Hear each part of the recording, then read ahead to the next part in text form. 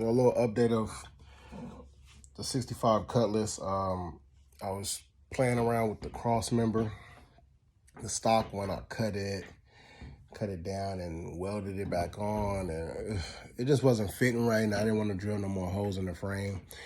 It was janky. So I decided I wanted to go with an aftermarket crossmember for the transmission, and I found the one that I wanted, which is a hooker for the 64 to 67 A body. And like I always do before I buy anything, I checked on Facebook, and I actually found one. Dude wanted $150 for it. So I went and drove, picked it up. I installed it. I wish I would have got a video of the part before I installed it, but I'll show you what it looks like. Only issue now, the engine and trans is, I guess it's a little crooked as it sits now. So I'm gonna have to get some ratchet straps to pull it over if I can mount and finish the mount.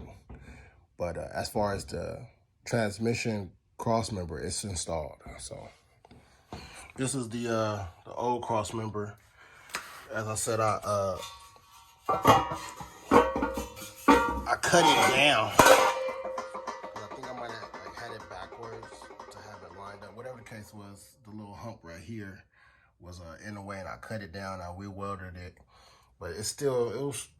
I didn't like it, so I got this aftermarket one. Let's see if we can see it. Oh crap! I need to turn the light on. Yeah, there we go. So yeah, that's it. It's in there. Like I said, the bolt holes that goes through the actual, as you see, I don't know if you can see that, it's not lined up. The transmission needs to come over. So what I want to do is just get a ratchet strap and pull it over, and that should line up. This right here, this is for my my shifter. It's coming through the floor, shifter cable. And if you look inside, you have to drill 2 holes through the side of the frame, which I was okay with, especially if I'm going to get a better mounting system and it's going to be stronger. I mean, I don't want to drill holes for something that's janky, but this is good. And also, as you can see, the crossmember, it mounts on top of the brackets, so it's easier to take in and out. Taking a crossmember, a stock crossmember, in and out is really hard. You gotta bang and squeeze and all this other shit. So this is actually easier for me if I ever needed to take the transmission out for some reason. As you can see on the other side, it's probably the best looking thing under this car, but that's done. Like I said, it's scratched up a little bit.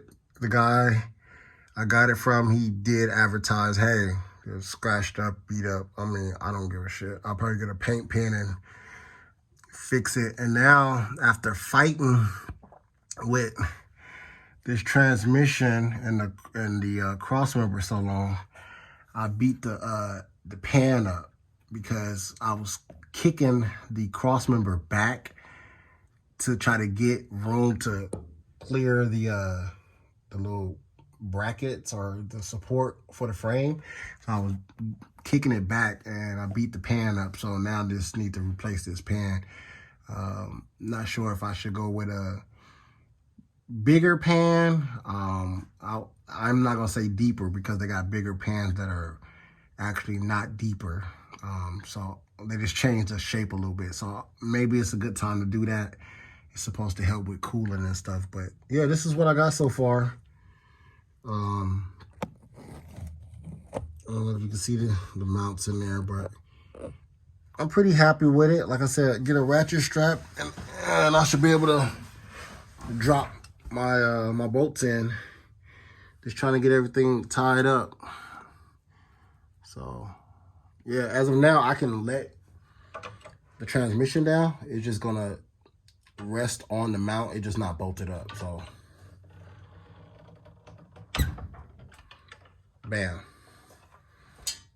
Ta-da, and get a ratchet strap and pull it over, and I should be done with it. Nice and sturdy, nice and strong. As of now, the crossmember is the lowest point on the car.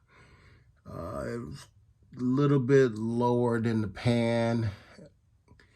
Definitely lower than my oil pan, but it's the lowest part.